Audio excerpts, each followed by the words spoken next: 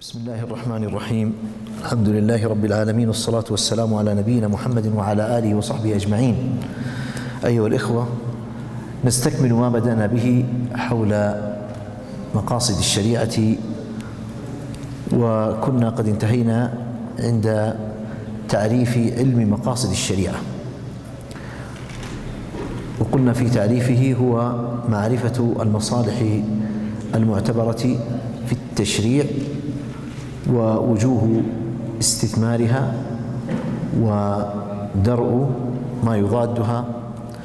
وكنا نتكلم على درء ما يضادها وذكرنا 3 أو 4 أمور قلنا تضادها، وهي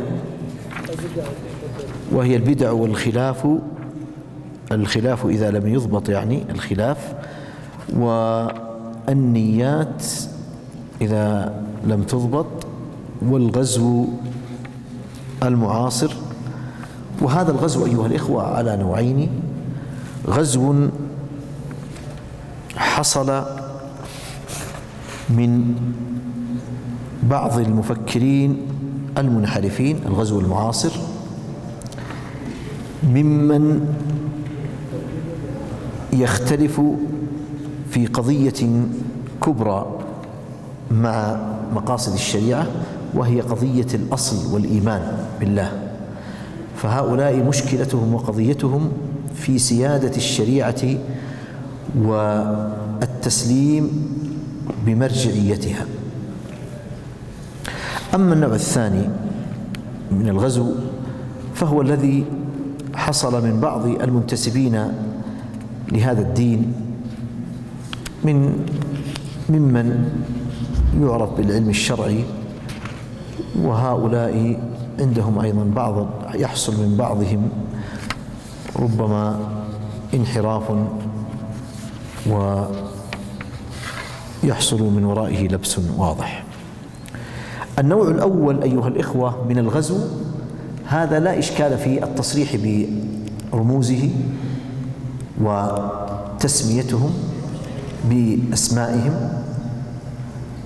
أما النوع الثاني من الغزو فيصعب التسمية فيها، يعني يصعب ذكر الأسماء، بل ينبغي هنا أن يكون التعامل مع هذا النوع بالمنهج القرآني في التعامل مع المنافقين، وهو الاقتصار على ذكر الأفكار والانحرافات فقط فحسب، كما قال سبحانه وتعالى في سورة التوبة: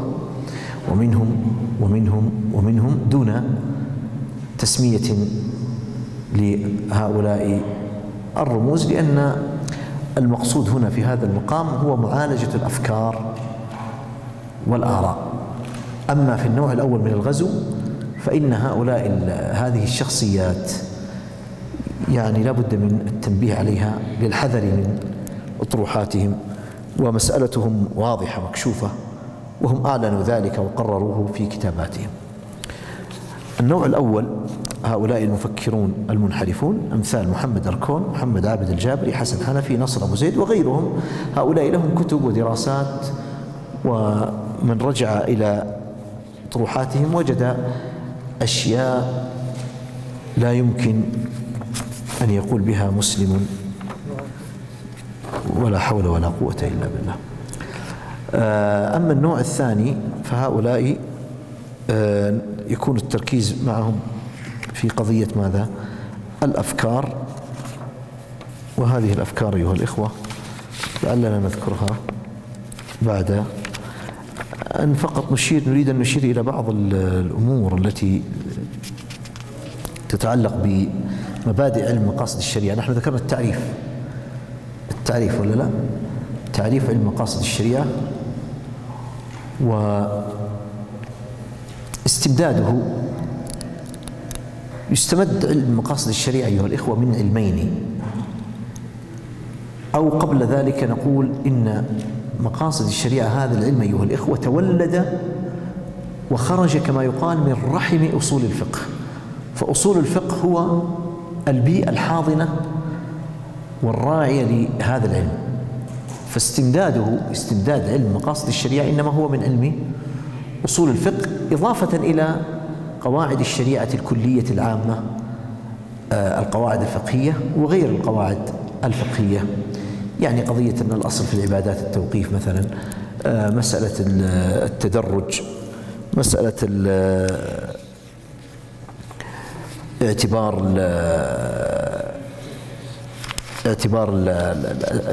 الأسباب، قضية المصالح والمفاسد. نعم. إذن نقول استمداده من علم أصول الفقه ومن قواعد الشريعة الكلية.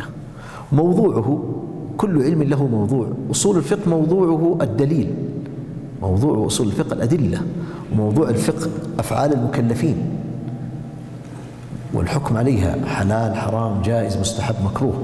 هذا هو موضوع علم الفقه. موضوع علم المقاصد، موضوع علم مقاصد الشريعة هو بيان حكمة التشريع ومعانيه الجامعة والعامة والخاصة.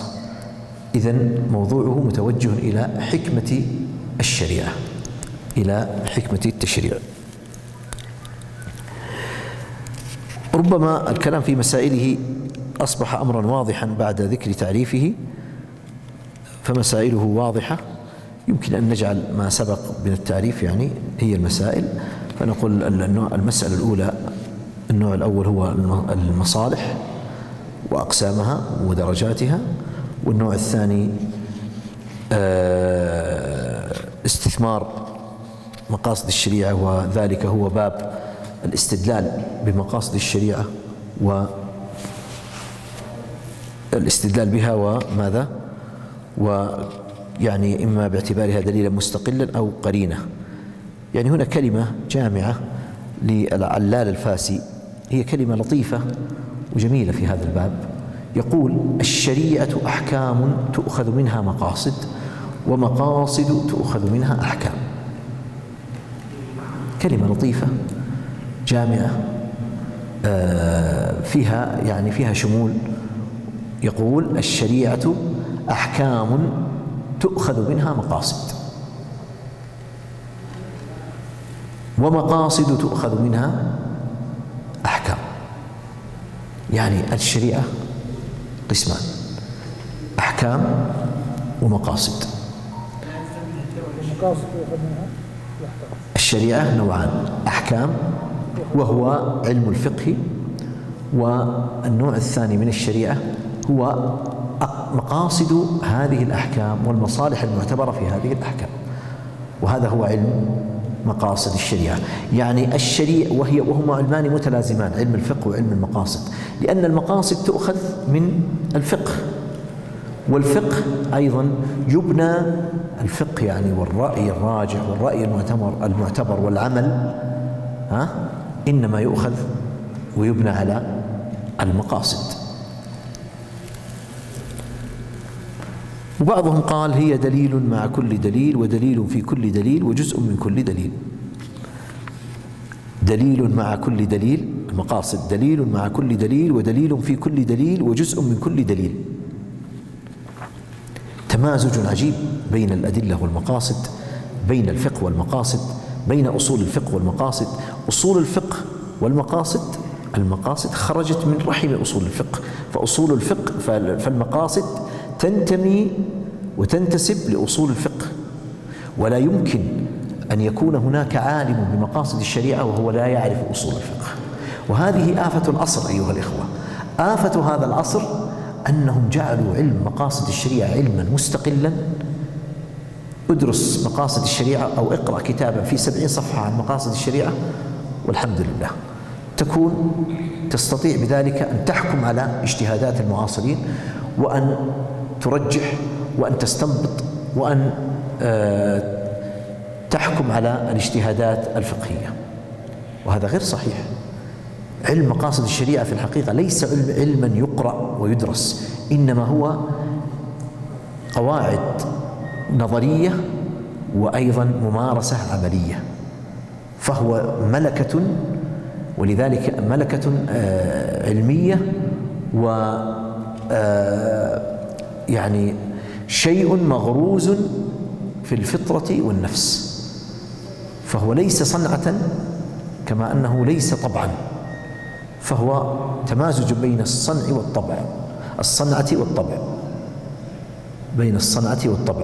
يعني لو أننا جئنا ندرس بعض الطلاب، مجموعة من الطلاب ندرسهم مقاصد الشريعة ونعطيهم دورات مكثفة في مقاصد الشريعة، هذا ما يكفي، لا يخرج لنا مقاصديا ما لم يكن هذا الطالب عنده أهلية وعنده تهيؤ لذلك.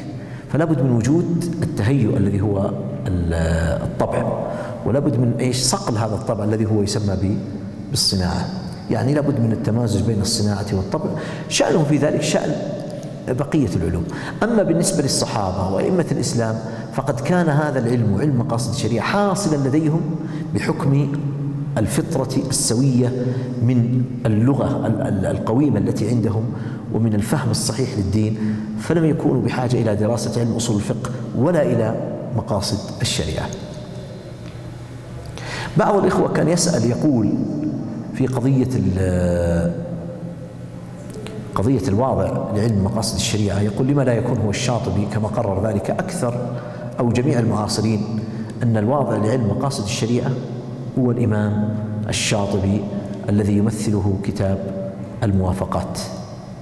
أنا قد ذكرت أن هذا لا يصلح لسببين: السبب الأول الانقطاع الذي حصل لمدة 500 سنة وأكثر، وأنه لم يتلقى هذا الكتاب ولم ينتشر ولم يبنى عليه في ذلك الوقت. ثم السبب الثاني أن الشاطبي لم يخصص مقاصد الشريعة، يخصص كتابه في مقاصد الشريعة بصفة عامة، وإنما جعل جزءا من كتاب الموافقات في مقاصد الشريعة، بخلاف الطاهر بن عاشور فقد خصص هذا الكتاب وقصد وأراد أن يجعله علما مستقلا، ونص على ذلك في مقدمة كتابه. وعلى كل حال يعني لا نريد أن نشدد في هذه المسألة، يعني يمكن أن نقول، وهذا يصح في بعض الأمور، يقال وضعها يعني أن يكون مر علم المقاصد بمرحلتين: المرحلة الأولى مرحلة التأسيس والبداية والوضع الأول، وهو ما فعله الإمام الشاطبي، ثم بعد ذلك جاء الوضع الثاني وهو الإمام الطاهر بن عاشور، فجدد وأحيا علم المقاصد بعد أن اندثر فترة طويلة من الزمن. وإن كنت أرى، أنا لا أميل إلى هذا الطرح، يعني لا أميل إلى أن نجعل الواضع هو الإمام الشاطبي ولا أن نجعل المسألة فيها واضعان، بل أرى أنا نقتصر على الواضع واحد وهو الإمام الطاهر بن عاشور، وجهة نظر لا أقل ولا أكثر. يمتاز علم المقاصد. قد يقول قائل يعني نحن حينما نقرأ مقدمة الطاهر بن عاشور ذكر أشياء كما يقال يعني هي محل مثل ما يقولون محل الجرح، يعني كانت رجل عنده معاناة، ذكر أمور. أصول الفقه يا إخوة في الحقيقة مر بإشكالات كبيرة ولا يزال. علم أصول الفقه فيه مسائل كثيرة افتراضية تذكر من باب الجدل وفيها تطويلات، وهناك أقوال لا قائل بها، وهناك أقوال انتهت، وهناك توسع في الاستدلال وفي الجدل والرد والاعتراف. أصول الفقه دخلت فيه قواعد لا قيمة لها، وداخلها علم الكلام وأقوال لأهل الاعتزال ولغيرهم. يعني يقول الإمام ابن عاشور، يقول إذا أردنا أن ننقح علم أصول الفقه سنتعب، عندنا تراث هائل، كتب كبيرة جدا، متون وشروح وكتب طويلة ومختصرات ومنظومات وحواشي، ما يمكن أن نتجاهلها ولا أن نأتي نعدل فيها أبدا. خلاص كما يقال أمر واقع ما له من دافع. كتب موجودة مؤلفة تتابع أهل العلم عليها وعلى دراستها وتدريسها كما هي، على هذا هو وضعها، وأريد لها أن تبقى كذلك. فتعديلها أمر غير ممكن. يمكن توجيه النقد، يمكن تصحيح بعض الأمور، نعم. أما تغيير العلم توجيهه التعديل فيه، توجيهه تعديله عن مساره، هذا أمر صعب للغاية. فلذلك يقول الإمام ابن عاشور لنترك علم أصول الفقه على حاله كما هو، يبقى علما جليلا عظيم القدر، يدرس ويدرس يحفظ وزنه وقيمته، وننشئ علما جديدا نستله من علم أصول الفقه. نأخذ من علم أصول الفقه أقوى القواعد، ما كان قطعيا منها، ما كان واضحا، ما كان له تأثير في الفروع وفي الفقه، وله يعني تأثير في التطبيق. نأخذ ما كان أقرب إلى الواقع وإلى حاجة الناس، ونبتعد عن الافتراضيات. 3 أمور يتسم بها علم مقاصد الشريعة، وهي في الحقيقة يعني في أصول الفقه غير متوفرة. الأمر الأول أن القواعد التي يتسم بها والمسائل التي يتسم بها مقاصد الشريعة، علم مقاصد الشريعة، تتسم بأنها قواعد كلية تشمل الفرد والجماعة والأمة، وتعم الزمان والمكان والأحوال والأشخاص. يعني أنها قواعد جيء بها لتكون بهذه الصفة، فيها صفة الشمول والامتداد والاتساع، فهي قواعد كلية، بخلاف بعض المسائل التي تبحث في أصول الفقه، فإنها ربما تكون مسائل، ربما بعض المسائل التي تبحث في أصول الفقه تكون مسائل ثانوية تبعية، قد تكون مسائل جزئية، وربما في هذا العصر تكون مسائل لا قيمة لها. فهذا شرط مهم في مقاصد الشريعة، وهي أن تكون قواعده ومسائله تتسم بأنها ماذا؟ قواعد كلية شاملة، هذا وقطعية أيضا وقوية، لا مجال فيها للاختلاف، واضحة، لا مجال فيها للاحتمال. هذا الوصف الثاني أو الشرط الثاني. الشرط الأول أنها قواعد كلية، الشرط الثاني أنها قواعد قطعية. أصول الفقه فيه قواعد قطعية، فيه قواعد اختلافية مختلف فيها، فيه قواعد ليست صحيحة، ضعيفة. الأمر الثالث أو الشرط الثالث في أو الخصيصة الثالثة بالأحرى نسميها خصيصة أو الخاصية الثالثة في علم المقاصد التي يعني يختص بها عن علم أصول الفقه ويتميز بها، أنه مؤثر، أنه علم تطبيقي مؤثر، يعني يتناغم ويتوافق مع واقع الناس وحاجة الأمة، بخلاف علم أصول الفقه فتجد أن فيه مسائل نظرية وربما مسائل أخرى افتراضية. إذن يتسم ويختص علم مقاصد الشريعة بأن قواعده أولا كلية شاملة، ثانيا قطعية، ثالثا أنها مؤثرة في العمل وصالحة مهيئة للتطبيق.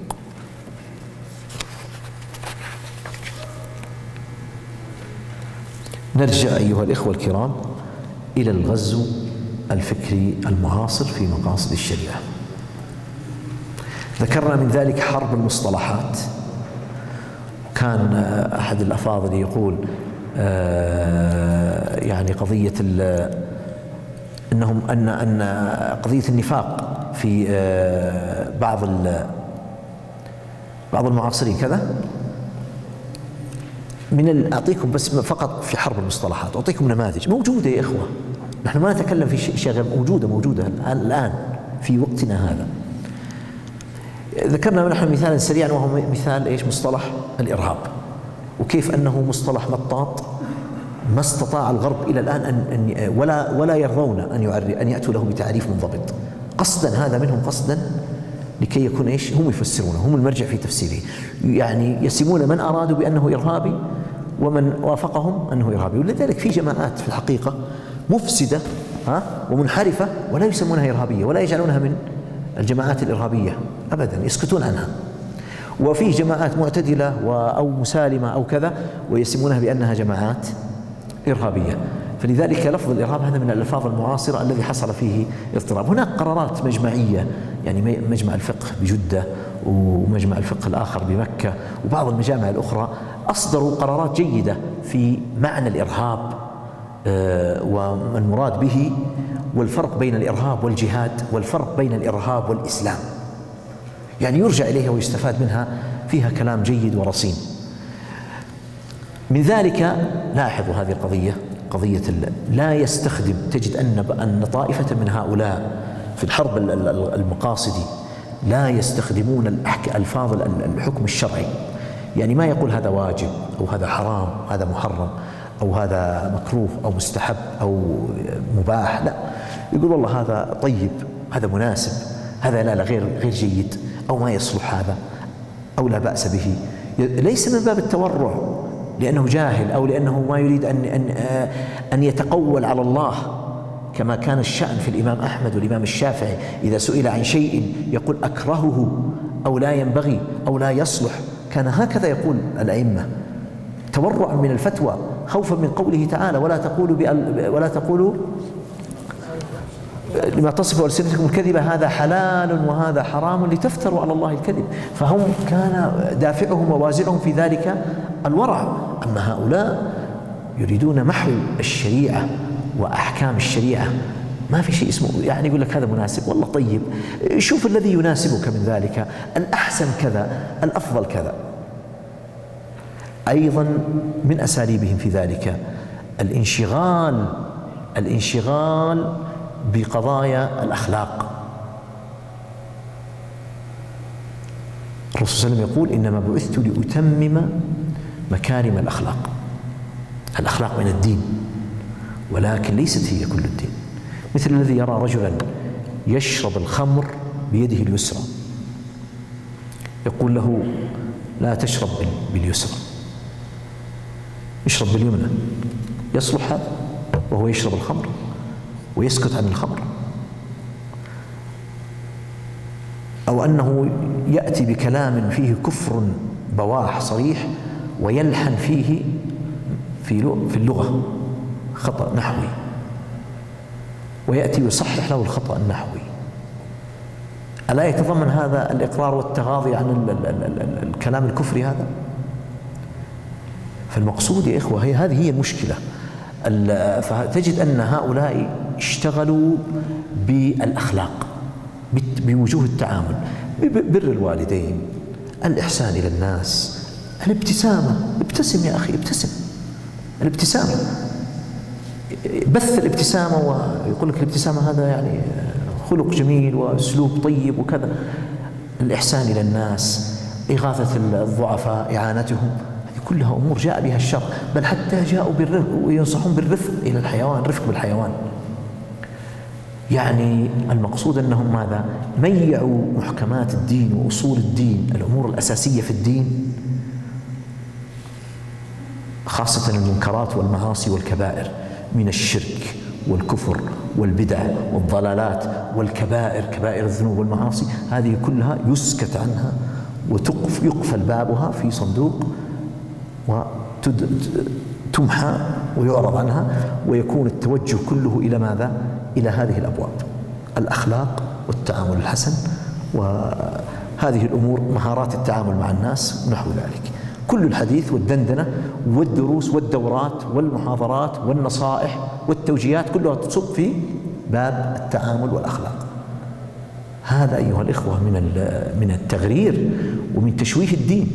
الدين جاء بالأصول والفروع، جاء بالأخلاق، وجاء أيضا بالعقيدة، وجاء بالعبادة، وجاء بضبط فقه الأسرة وفقه البيوع والمعاملات. من ذلك أيضا تسمية الناس والمخالف لك، تسمية المخالفين على اختلافهم ودرجاتهم بالآخر، يسمونه بالآخر. الآخر هذا ما ندري من هو الآخر. الآخر هذا قد يكون كافرا، قد يكون يهوديا، بوذيا، نصرانيا، ملحدا، قد يكون الآخر هذا على المذهب القريب، يعني مذهب حنبلي أو مالكي أو كذا. قد يكون هذا الآخر يخالفك في العقيدة، قد يكون هذا الآخر يعني يخالفك في المهنة والحرفة أو في العمر. ما ندري من هو الآخر هذا. تمييع، لا تجد في قاموسهم كلمة الكافر ولا اليهودي ولا النصراني، يقتصرون على الآخر فقط. وإيش المخالف؟ وجهة نظر، التسامح مع الآخرين، مع الغرب. أيضا يعني تجد أنهم يدندنون حول الحضارة الغربية والتفوق الحضاري، وهذا أمر مشاهد لا يجادل فيه ولا ينازع، أن الغرب وأن الكفار هم الآن في هذا العصر يعني أكثر تقدما في الأمور المادية، كما ذكر الله سبحانه وتعالى: يعلمون ظاهرا من الحياة الدنيا وهم عن الآخرة غافلون. لكن في الأمور الدينية، في الأمور القلبية، في أمور الأخلاق أو أمور النفوس، في فقه النفوس، هم في الحقيقة يعيشون في سوء وفي شقاء وفي جحيم لا يطاق. وعندهم من فساد القلوب وفساد السلوك الشيء الكثير، لكنها بعيدة عن الأضواء. تجد أن الأضواء والإعلام إنما يتوجه إلى بريق الحضارة والصناعة والتقدم. هذه كلها من وسائل ماذا؟ الوسائل الغزو المعاصر. يعني من أقرب الأمور والأمثلة أنهم يسمون البنوك الربوية هي بنوك ربوية تتعامل بالربا، والعقود التي يجرونها وحساباتهم ربوية، يسمونها بالبنوك التقليدية، ما تسمى بالربوية.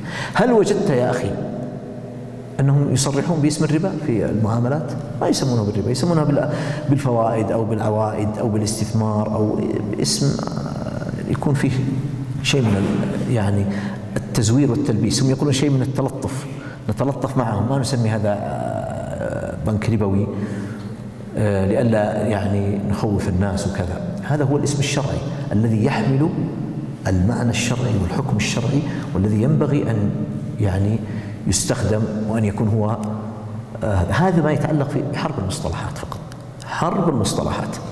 تعال لقضايا أخرى، قضية الابتداع والبدعة أيضا عندهم قاعدة هم لا يصرحون بها، لكن هذا واقعهم يا إخوة.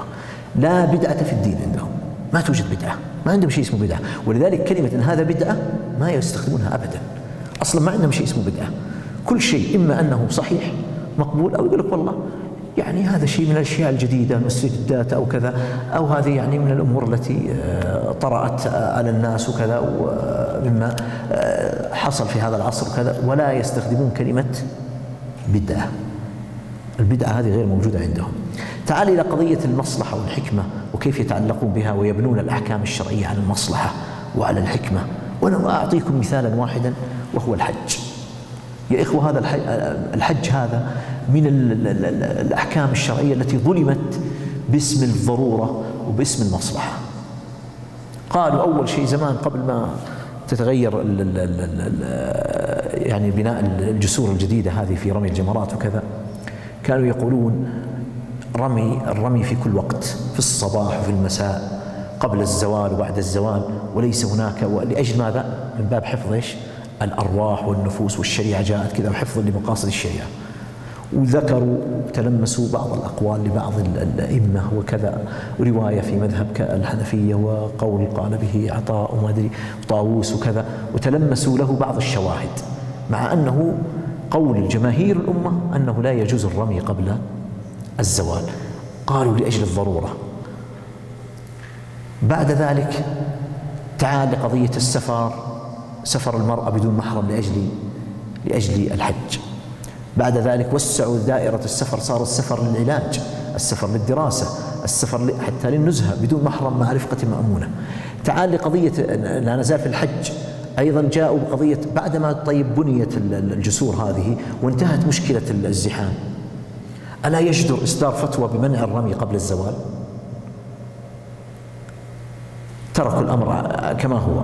طيب، جاء هناك أيضا من يشكك في العلم الموروث والتعامل والأمر المشهود الذي توارثته الأمة طوال القرون الماضية في حدود مزدلفة وحدود عرفة وحدود منى. وجاء من يشكك ويكتب ويأتي بكلام ملتبس عليه هو، ويؤوله ويحمله على أن يقول مزدلفة أوسع من وقتها الحالي، أن حدودها أكبر من ذلك. وبعضهم يأتي يقول حتى منى اكتشف أنه في جزء من وادي محسر أنه أخطأوا في الوادي وأن هذا ليس من الوادي وكذا، ووسع أيضا مساحة منى. هناك من وسع مساحة مزدلفة، وهناك من وسع مساحة منى. وهذا كله أيها الإخوة علم موروث ورثته الأمة كابرا عن كابر، ورثوه توارثا عمليا. كانوا يحجون كل سنة المسلمون وحجوا، والرسول صلى الله عليه وسلم بل هو الرسول صلى الله عليه وسلم حج على حجة إبراهيم وعلى حجة أهل الجاهلية في ثبوت هذه الأعلام كما هي أقرها لم تتغير وباقية إلى يومنا هذا. يأتي هؤلاء يشككون في هذه الأعلام الموروثة التي هي لو أن أحدا غيرها فإن الدنيا تقوم ولا تقعد في أي قرن من القرون. فيأتي يشككون. ولذلك الآن بعض الناس يتوقع أنه أي شيء يمكن أن يكون حراما ثم ينتقل أنه يكون حلالا. يقول والله ما هي بعيدة. كان أول يقولون كان حتى الموسيقى جاء من يفتي الآن بأنها حلال، صارت حلالا. طبعا ما يسمونها موسيقى، يسمونها مؤثرات الصوتية التي تكون مع الأناشيد وكذا.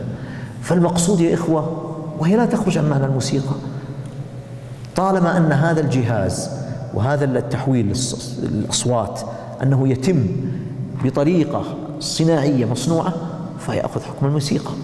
خرجت هذه الموسيقى من المعازف التي كانت تعرف في أيام صدر الإسلام، أو المعازف الآن التي هي تشتغل بالكهرباء أو نحو ذلك، كلها داخلة في معنى المعازف، لا يغير ذلك من الحقيقة شيئا.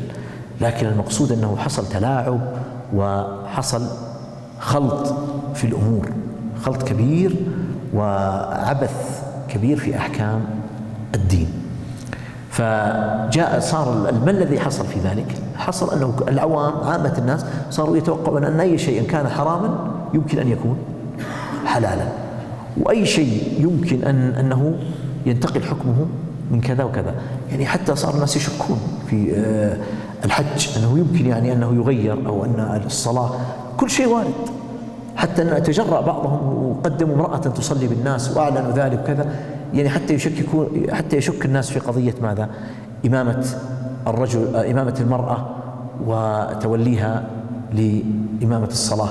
والمرأة على أقوال العلماء في كتب الفقه وفي الحس الشرعي ممنوع من الإمامة في الصلاة والإمامة في القضاء والإمامة العامة الكبرى، ممنوع من كل هذه، وحتى من المناصب اللي يسمونها بالولاية الصغرى، إلا على بني جنسها، إلا على نساء مثلها.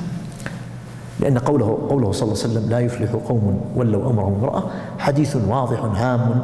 ولذلك جاءوا بعبث آخر وهو قضية تاريخية النص.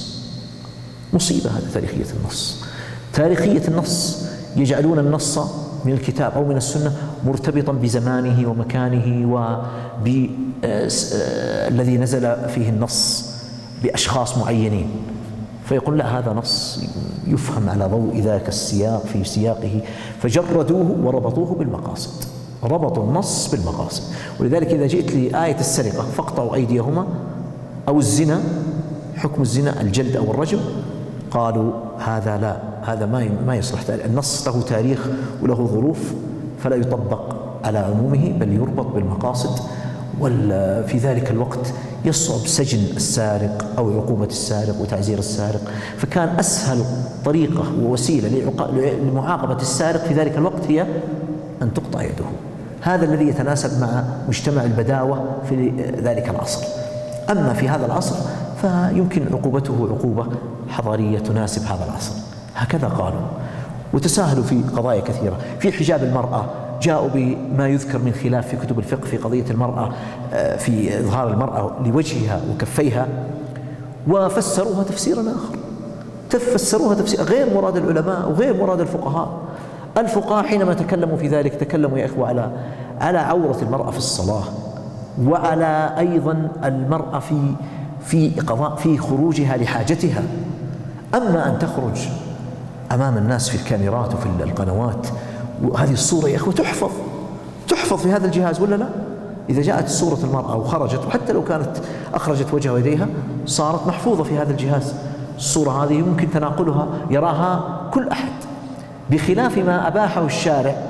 فإن المرأة إن خرجت فإنها تلتمس أضيق الطرق وأبعدها عن أعين الرجال، ومن رآها يتعين عليه أن يغض بصره. ومن يراها؟ 1 2 3 من الرجال، 4 5 100 200. لكن هذه الصورة تبقى محفوظة، ما يراها 100 ولا 100، كم يراها؟ ملايين. أين الحشمة وأين الحياء؟ خلط بين باب الحشمة وباب الحياء وباب حجاب المرأة. عبث كثير كبير جدا يريد هؤلاء بالمسألة الفقهية أو القول الفقهي، يريدون إسقاط الشريعة، التشكيك في أحكام الدين، الإخلال بالمحكمات والثوابت. هذه الأمور أيها الإخوة ظاهرة بينة، ولذلك ينبغي ألا ينساق طلبة العلم في الجدال الفقهي وفي الخلاف الفقهي، وهذا القول لا صحيح عن هذا المذهب أو ليس بصحيح. لا ينبغي أن نحقق ولا ندقق في ذلك، بل ننظر نظرة أكبر وأبعد وأوسع وأعمق. المسألة أيها الإخوة داخلة في باب اسمه باب الغزو الفكري.